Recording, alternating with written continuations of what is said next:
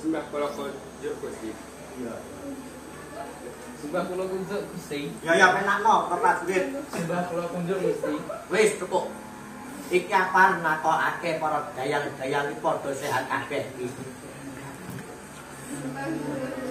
Ya tak apa. Nyai. Iki ngene. Ana ing kraton, ya kraton Kadipaten Semarang kene iki mengko bakal nganakake. Ya ki wujude upacara pahargyan. Pahargyan gedhe ya kuwi pernikahan. Pernikahan kuwi anake dhewe sing bagus dhewe sing nomor 1 ya bakal sing mengko bakal nurunake aku yen wis mati kraton kene mengko bakal sing dadi ratu ya kuwi anakku sing bagus dhewe iki. Ya tole nggih. Banjur bocah iki mengko sing bakal tak pabekake karo yaiku anak saka kraton Jenggala. Mula ngene Nyai. Ana ing kraton Kadipaten Semarang kene iki kawulane kabeh wong-wong desa ki padha subur makmur. Nanging padha lali ora padha bayar pajak. Bayar pajak ki mau mongko wajib kanggone kawula desa anggone bayar ing kadipaten Nyai. Nyai. Aku kepengin supaya kabeh Nyai. Yen mung wong kraton ning nggone mas-masan kaya ngene. Mongko yen ora duwe beras njur prajurit apa dipakane mas-masan kaya ngene. Kon nguntal kae. Yen doyan kon nguntal kae. Prajurit ya dadi blake cakep kene. Mas-masan kaya iki arep apa? Yen mung kaya ngene wae kene turah-turah. Ning yen pari utawane hasil bumian anti wong-wong desa ora padha bayar njur nasib awake dhewe kaya kepiye Nyai. Njur iki ngene. Aku njaluk tulung kabeh para prajurit. Lan kowe minangka pemimpin perang nganti kowe mapan ana ing kraton kene tak usir saka Kadipaten Semarang kene. Yen perlu kowe bakal tak gantung ing alun-alun kono. Aku kepengin prajurit kabeh iki padha kerja sayuk-sayuk. Ngestokke dawuh. Para dayang-dayang. Aku kepengin supaya kowe kabeh iki njaga ing kraton kene dhisik. Aku lan calon mantuku iki lan Nyai Ageng karo wong telu prajurit tak jupuk. Ayo padha menyang desa jaluki pajek dene ora gelem yen perlu wong iki mau dipateni. Para prajurit, aku kepengin kowe kabeh kuwi padha sayuk-sayuk. Aja ming ngangok, aja ming lunggah-lungguh, lokro. Ora iso apa-apa kenyasunyatane.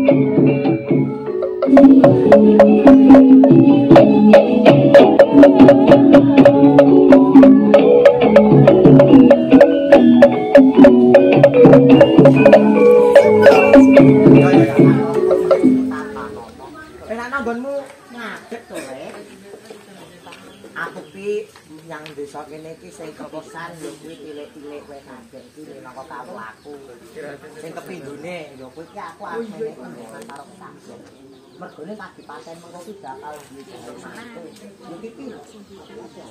iki mengko sing bakal tak dedekake nganten ing Kadipaten Semarang mengko. Lah pengko tak undang kabeh warga desa ing Kadipaten Semarang mengko bakal tak undang ning ana syarate. Yo kowe kudu nggawa hasil bumi sing wis dipanen. Mergone panenane kuwi apik kok konggone kraton kok angel apa tumon ngono kuwi. Coba, mbok menawa bojomu bisa ngeleri mulai barang-barang kemau menyang kraton, kowe tak entokake menyang kraton. Pak Ne. Piye ta mbokmu? Bali kok ngalas. Malah kesel-kesel. Malah mbokmu. Iki lho ono aja sing kene. Lanjut. Ya tak tampa. Tompo ndas. Bar kok ngendi ki mau? Oh ya lenjase ora raja kok. Ngono. Wes go kandhanono. Kamu iki aja ono kene. Aku dhewe nggawa beras 6 ton kangge acara nikahan. Iya, amarga ki kewajibanmu. Minangka wong lanang kene ngalas panenanmu wae akeh kok kandha ning kraton kok kabutan apa tumon ngono kuwi. Kene ra duwe. Kok salah duwe. Wong ning sawah kowe ngambrah-ambrah. Yen kowe ora gelem ngeweke, aku nggawa prajurit iki kanggo mateni kowe. Piye, bisa apa ora? Bisa. Ya wis padha lunga kana, padha lunga.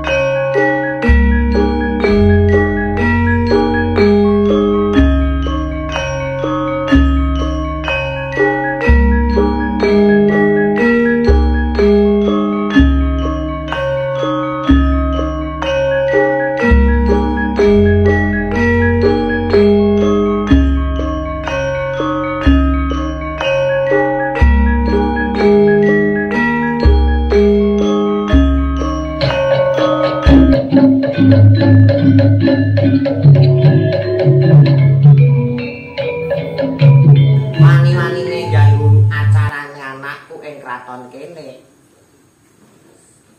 Arep ngopo kowe menyang kene? Nawake suket. Nggih, Gusti. Lah pira? 10 ketip, Gusti. Ha iya larang men 10 ketip. 10 ketip rumasamu duit kuwi gampang golekane. Ora melek wis, duit iki angel golekane. Yen entuk tak tuku sak ketip. Yen ora entuk minggat tok.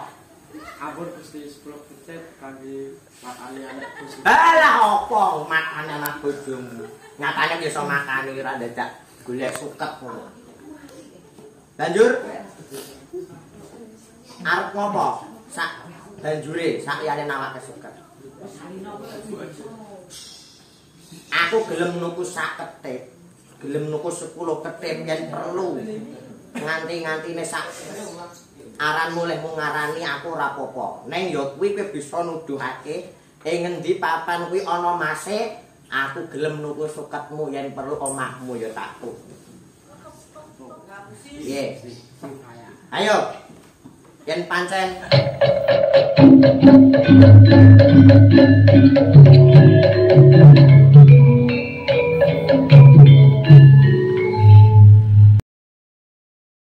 cobanan patulen yen eneng mas-masan tak tuku suketmu yen perlu omahmu go tak tuku. Cepet.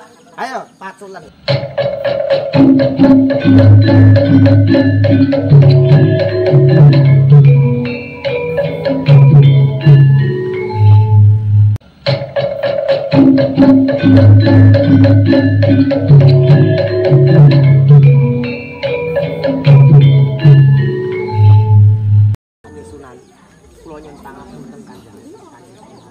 Kula mboten ajeng baleni ingkang sampun kula ngatanaken kados panjenengan Kanjeng Sunan.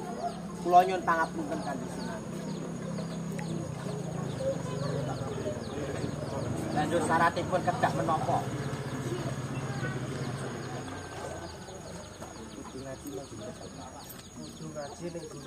Nggih, mboten napa-napa menawi mekaten kula namung ngestaken dhaipun Kanjeng Sunan Kalijaga monggo.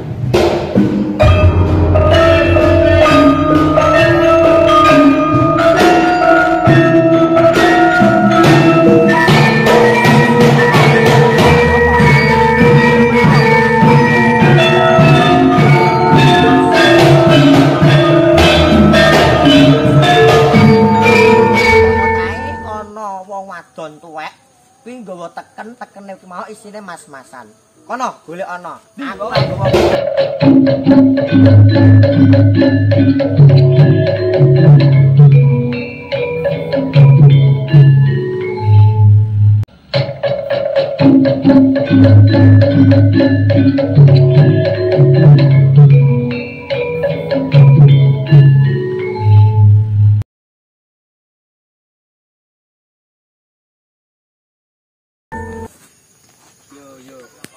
Kowe duwe telung perkara. Sing kepisan, kowe ora gelem ngandani Nyi Ageng. Sing kepindho, Nyi Ageng ora gelem ninggalke pas-masane. Ora ninggalke mas-masan ke mau to Nyai.